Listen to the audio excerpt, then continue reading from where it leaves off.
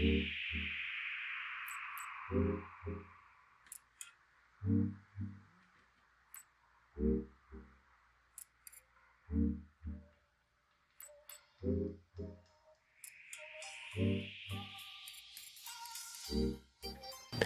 name is Tom Biernacki, and I'm going to show you a gigantic callus so you can apply this to your own foot and take care of this callus and get it feeling better. I'm going to give you some tips throughout this video, how to take down your own callus and get it feeling better, and things you can do to prevent it in the future.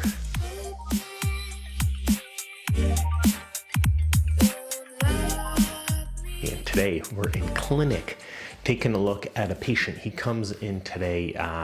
He had some work done in the hospital. He had a bone infection. That means he has a 6-week IV line with infection. He had a huge wound down to bone. This is about as big as and painful as a callus can get. With the antibiotics, we trimmed it down, we evacuated the abscess, but now he's coming in and we're taking a look at his callus on the side of the foot.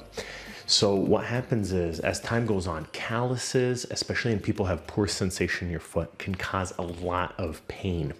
So we got to keep these trimmed down, because walking on a big, thick callus can cause an ulcer underneath. So if you're numb, a big, thick callus can lead to a wound. This could lead to an abscess. This could lead to a bone infection. This is how people lose their legs.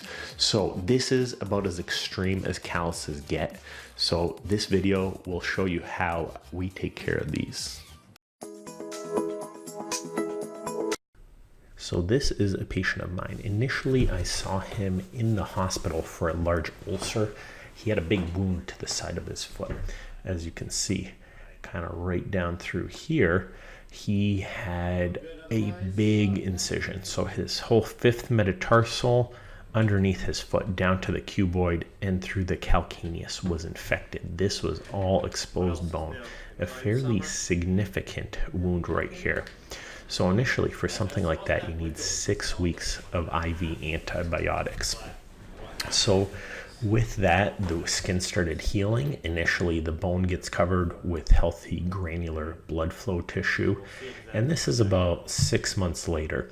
He has a large, hard, crusty skin base building up over this.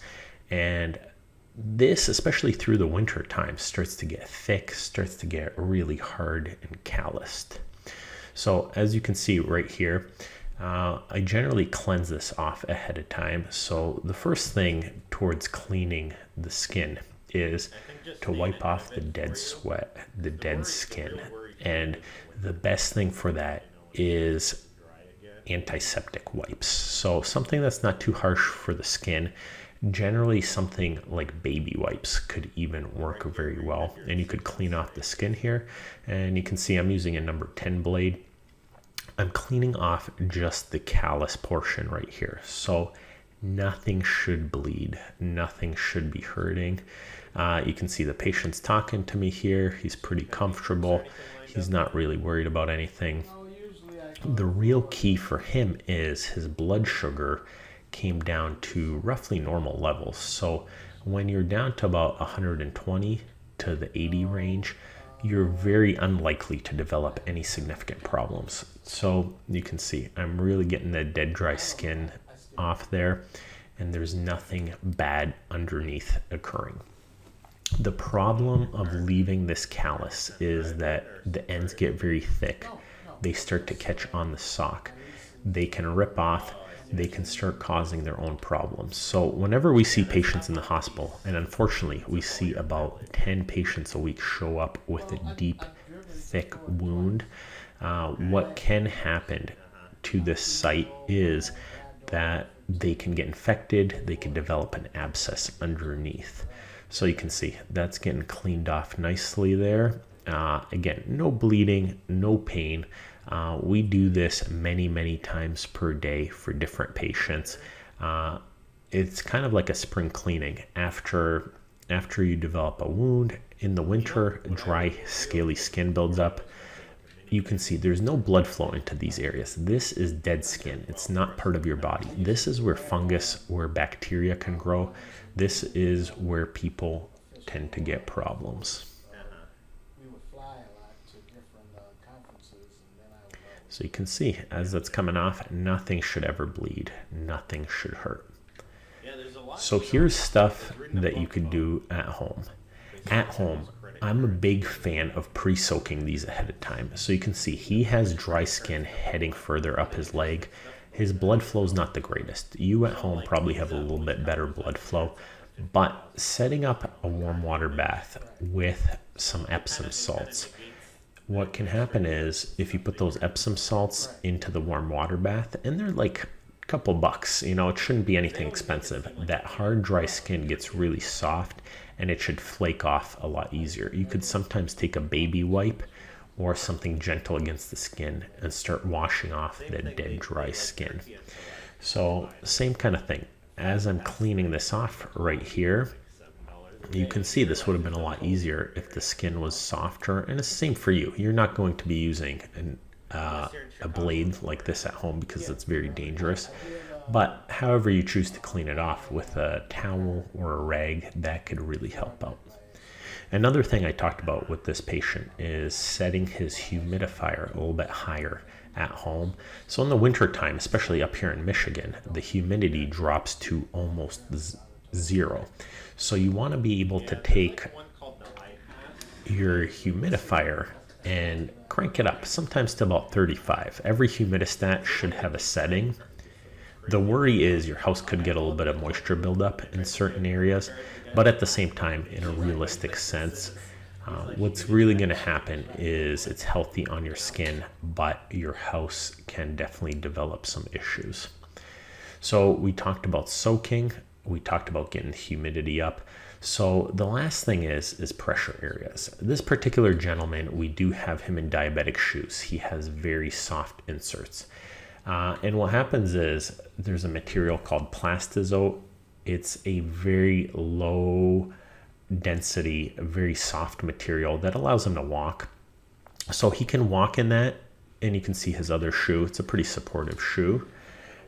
As he wears soft cushioned inserts, he moisturizes his feet. So he uses good moisturizing lotion on his feet every day, and after he gets into the shower, he's less likely to develop a thick callus. So you can see I'm applying some moisturizing lotion here. This makes his friction coefficient much lower on his skin. Less of that skin's going to catch. Less of it is going to rub in his shoe. He's got a much lower chance of any bleeding or any problems developing. So that's really the keys. You want to keep your humidity up to a certain extent. You want to soften up those hard areas. You want to make sure they don't catch in your shoes or socks. You want to get good soft shoes. You want to make sure there's no stitching on the inside of your shoes. And if you're having any problems beyond there, you want to see your podiatrist. You want to get into the office and make sure that nothing harsh, nothing bad is developing on your foot. And you want to make sure you're not walking on rocks, because that's essentially what calluses are. It's a myth that calluses are good for you. The bottom line is they're not good for you. So you can see with this, he's going to be healthy. So this is really what we have to do in terms of getting rid of a callus. Ideally, for a regular person, you want to keep your skin moisturized. So especially in the winter time up here in Michigan, you want to have some humidity. If your humidity is at close to zero, you want to bring it up. Get some moisture in the air. Your skin will be less dry. Number two, I'm a big fan of using Epsom salts. So using Epsom salts for about 20 minutes at a time in a warm water bath while you watch your favorite TV show, catching up on Desperate Housewives or whatever you're watching, will soak up and make your dry skin flakier. This lets it come off even easier. At this point, something gentle like a pumice stone. But if you have wounds, if you have bleeding, you have to see your podiatrist. But here's the best stuff for calluses and corns and dry skin. Get your humidity up, especially in the winter. Keep your moisture up. Soak them to make them softer.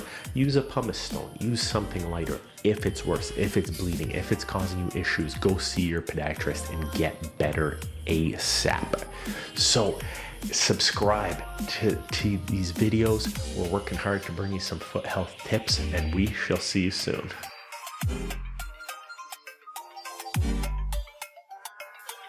much.